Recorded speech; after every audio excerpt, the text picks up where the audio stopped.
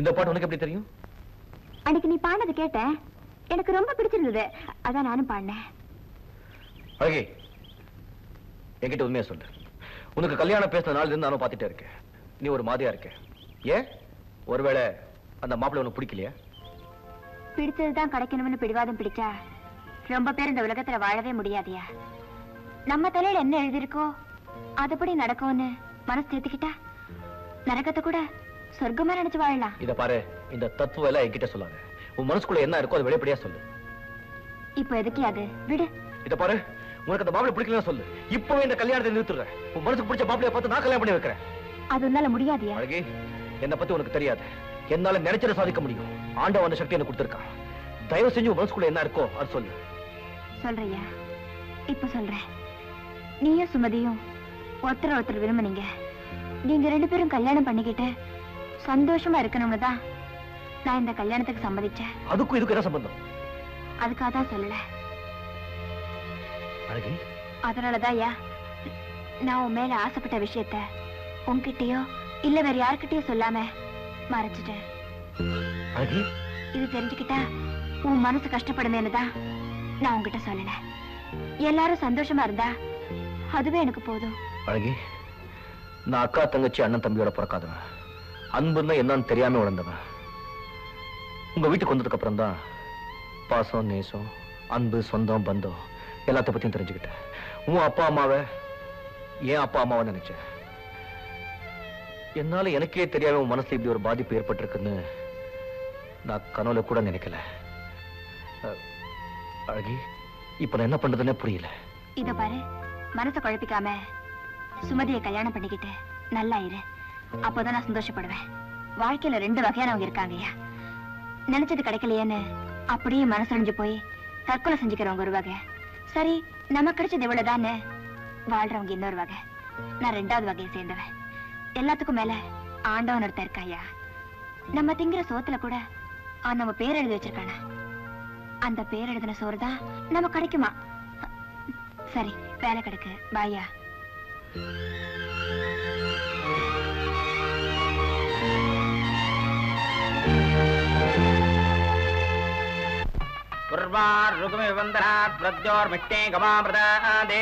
ஓம் பூஸ்வஹ ஓம் புவஸ்வஹ ஓம் சுபஸ்வஹ ஓம் போர்பவஸ்வஸ்வஹ சர்வமங்களமாங்கல்யே திமே சர்வார்த்தசாதகே சரண்யே த்ர்யம்பகே தேவி நாராயணி நமோஸ்துதே.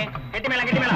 மாங்கல்யம் தந்துநானேன மம ஜீவனஹேதுனா கண்டே பத்னானி சுபகே துண்டீவதரதஸ்ததம் சதபானம் பவதி கதாயும் புருடஸ்வதேந்திரியே ஆயுஷ்யேவேந்திரியே பிரதிஷ்டதி.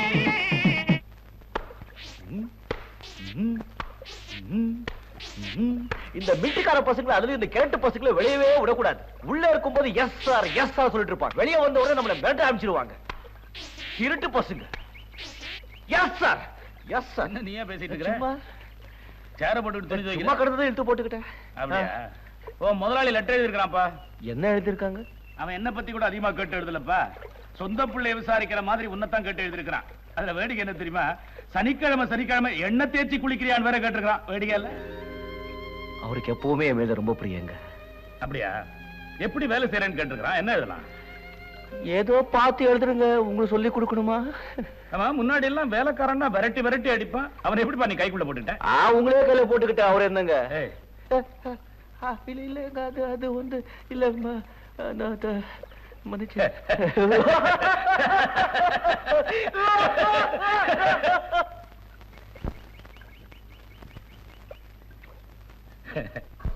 பார்க்கலாமா? நான் இப்போ பார்க்கலாம். டேய் நிறுத்துடா. டேய் வண்டி ஏறுடா. நீங்க சொல்றது உண்மையா? நமக்குள்ள 1000 விரோதம் இருக்கலாம், அது வேற விஷயம். ஆனா இது என் பொண்ணு விஷயம். ஒரு பொண்ணை பெத்தவங்கிற முறையில நான் எந்த அளவுக்கு துடிச்சு போயிருப்பேன்னு உங்களுக்கே தெரியும். ஏன் நிலைமையில நீங்க இருந்தா என்ன செய்வீங்களோ அதை தயவு செய்து செய்யுங்க. இதுக்கு மேல இந்த விஷயத்தை உங்களுக்கு எப்படி புரிய வைக்கிறதுன்னு எனக்கு தெரியல. இனி உங்களுக்கு எந்த பிரச்சனையும் வராது. நீங்க கவலைப்படாம போங்க.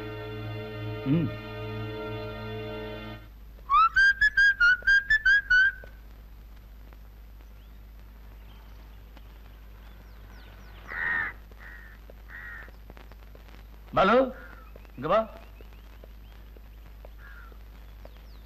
பாக்கு தோப்புக்கு வாய்க்கா வெட்டி தண்ணி விட்டாச்சு. கரும்பு தோட்டத்துக்கு காவலுக்கு ஆள் வச்சாச்சு. வெடி நெல்லுக்கு சொசைட்டிக்கு பணம் அமைச்சிருக்க.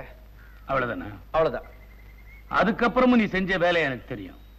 இந்த அவன் பெட்டி பை வழிச்செலவுக்கு பணம். 5:30 மணிக்கு ட்ரெயின். இப்ப புறப்பட்டா சரியா இருக்கும். புடி. நான் என்ன தப்பு பண்ணேன்? எதுக்காக எப்படி? ஏய், உன் முதலாளி உன்னை என்கிட்ட எதுக்காக அனுப்புனாரு? உனக்கு உலகம் தெரியணும், வேலை தெரியணும், பொறுப்பு வரணுங்கிறதுக்காக 1 வருஷம் அனுப்பிச்சு வச்சாரு இல்ல? ஆமாங்க. உன் தகுதிக்கு கோடீஸ்வரம் பொண்ணோட என்னடா பழக்கம்? என்னடா முடிக்கிற? சொல்றா. ஆமாங்க, நீங்க சொன்ன இதே வார்த்தை அந்த பொண்ணு கிட்ட சொன்னீங்க. அந்த பொண்ணு பணம் என்ன பெரிய பணம், தகுதி என்ன பெரிய தகுதி, 2 பேர் மனசா ரொம்ப முக்கியம் அப்படி சொல்லி வச்சீங்க. நான் உங்களுக்கு தெரியாம எந்த காலமும் செய்ய மாட்டேன்னு சொன்னேன். அந்த பொண்ணு அவர்கிட்ட பேசிப்பாரே சொல்லிச்சு. நான் உங்ககிட்ட பேசுறதுக்கு முன்னால எப்படியோ உங்களுக்கு தெரிஞ்சு போச்சு. அவளுக்கு என்னடா தெரியும்? எதுக்கும் ஒரு தகுதி பண்ணுடா. அந்த பொண்ணுக்கு எப்படிப்பட்ட வாழ்க்கையை தேடித்தரணும்னு அவ அப்பனுக்கு தெரியும். இந்த மாதிரி விஷயம் பெத்தவன் காதுல விழுந்தா அவன் மனசு எப்படி துடிக்குன்னு உனக்கு தெரியாதுடா, எனக்கு தாண்டா தெரியும். சரி சரி, நீ பரப்பு. இப்ப நீங்க என்ன சொல்றீங்க? அந்த பொண்ணோட பழக கூடாது, பார்க்க கூடாதுன்னு சொல்றீங்க. சரிங்க, நீங்க போற கோட்டை கூட நான் தாண்ட மாட்டேன். ஆனா என்ன இந்த ஊரை விட்டு மட்டும் அமைச்சிடாதீங்க. நான் இங்க வரதுக்கு முன்னால எப்படி இருந்தேன்னு உங்களுக்கு தெரியாது. நான் இங்க வந்ததுக்கு அப்புறம் எவ்வளவு மாறி இருக்கேன். அதுக்கெல்லாம் நீங்க தான் காரணம். 11 மாசம் ஆயிடுச்சு, இன்னொரு மாசம் தான். 1 வருஷம் முடியறதுக்கு முன்னால எங்க முதலாளி முன்னால போய் நின்னா அவங்க என் மூஞ்சில கூட முடிக்க மாட்டாங்க. நான் பட்ட கஷ்டம் வீணா போயிடும். தயவு செஞ்சு போக சொல்லாதீங்க. அப்படின்னா இனிமே அந்த பொண்ணோட பேச மாட்டேன், பழக மாட்டேன்னு சொல்றேன். உள்ள போ. ஏய் பொட்டி, களவாணி பய. என்னம்மா சொல்ற? உன்னை கேட்டுக்கிட்டானமா அவங்களுக்கு நான் வாக்கு கொடுத்தேன். நிச்சயம் பண்ண கல்யாணத்தை எப்படி நிறுத்த முடியும்? அப்பா, நீங்க என்ன செய்வீங்களோ எனக்கு தெரியாது. இந்த கல்யாணத்துல எனக்கு கொஞ்சம் கூட விருப்பம் இல்ல. பிளீஸ் நிறுத்திடுங்க. அது அன்னைக்கே சொல்ல வேண்டியதானமா? அன்னைக்கு இருந்த சுமதி வேற, இப்ப இருக்கிற சுமதி வேறப்பா. இதை எப்படிமா அந்த ராஜதுரைகிட்ட போய் சொல்லுவேன்? என் கௌரவமே போச்சு. நான் கத்துவானம்மா. அம்மா, நீ யானை கேட்ட, வாங்கி வீட்டுல கட்டின. தியேட்டர் கேட்ட, வாங்கி பூட்டின. உனக்கு பிடிக்காத ஆட்களை மொட்டை அடிக்க வச்சு அடிமையாக்க சொன்னேன். அதையும் நான் செஞ்சேன். உன் விருப்பத்துக்கு மாறா என்னைக்காவது நான் நடந்திருக்கேனாமா? இந்த கல்யாணத்தை கூட உன்னை கேட்டுத்தானமா முடிவு பண்ண. அப்பா, உங்க மேல எந்த தவறும் இல்லப்பா. எல்லாம் என் தப்புதான். அதெல்லாம் உணர்ந்து தெரிஞ்சு நான் சுமதியா உங்ககிட்ட பேசுறேன். தயவு பண்ணி அவங்கள கூப்பிட்டு எனக்கு விருப்பம் இல்லைன்னு சொல்லிடுங்க. இத போய் அவங்கிட்ட சொன்னா அவன் என்ன கத்த போறானோ தெரியலையே. அதெல்லாம் எனக்கு தெரியாது பார்ட்னர். சந்திரனுக்கு சுமதிக்கு எப்படியும் கல்யாணம் நடந்தே தீரணும். என்ன சொல்றீங்க? நானும் எவ்வளவோ சொல்லி பார்த்தேன் பார்ட்னர். சந்திரனை கல்யாணம் பண்ணிக்க சுமதி சம்மதிக்கவே மாட்டேங்கிறா. முடியாதுன்னு சொல்றவள அடிச்சா சம்மதிக்க வைக்க முடியும்? தேவைன்னா அதை செஞ்சுத்தான் ஆகணும். பார்ட்னர், உங்க தம்பிக்கு என்ன வேற பொண்ணா கிடைக்க மாட்டா? இவளை விடுங்க. முடியவே முடியாது பார்ட்னர். இதுல என் கௌரவமே அடங்கி இருக்கு. நீயே சம்மதிக்கலைனாலும் இந்த கல்யாணம் நடந்தே தீரும். பார்ட்னர், நீ அளவுக்கு மீறி பேசுற. சுமதி என் ஒரே பொண்ணு. அவ இஷ்டத்துக்கு விரோதமா நான் நடக்கவே மாட்டேன். இந்த விஷயத்துல நீங்க ரொம்ப பிடிவாதமா இருந்தா நம்ம நட்பே முறிஞ்சிரும். எதுக்கும் யோசிச்சு ஒரு முடிவுக்கு வாங்க. யோசிச்சு முடிவு பண்ணிட்டேன் பார்ட்னர்.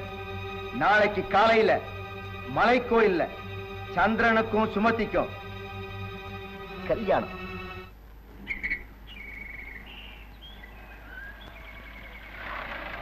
ஹாய் சுமதி, எங்க கிளம்பிட்ட? கோயிலுக்கு போறேன். ஏன் நம்ம கார்லயே போலாமே? என் வீட்டுல கார் இல்லையா? உன்னை நான் கார் கேட்டனா? நான் நடந்தே போறேன். என் வருங்கால மனைவி நடந்து போனா என் மனசுக்கு ரொம்ப கஷ்டமா இருக்கும். அதான். முட்டாள், அனாவசியமா கற்பனைகளை வளர்த்துக்கிட்டு அவசப்படாத. உன் கனவுல கூட நான் உனக்கு மனைவியாக மாட்டேன். அதுக்கு ரொம்ப நாள் காத்துக்க வேண்டிய அவசியம் எனக்கு இல்ல. நாளைக்கு காலையில உனக்கு எனக்கு மலை கோயில்ல கல்யாணம். உங்க அப்பாவே எல்லா ஏற்பாடும் செஞ்சுட்டு இருக்காரு. உன்னை கூட்டு போதான் இங்க வந்த. வண்டியில ரெடி.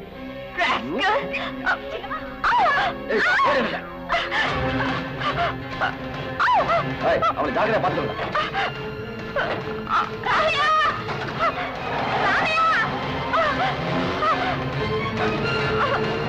ஐயோ, இப்ப என்ன பண்றது?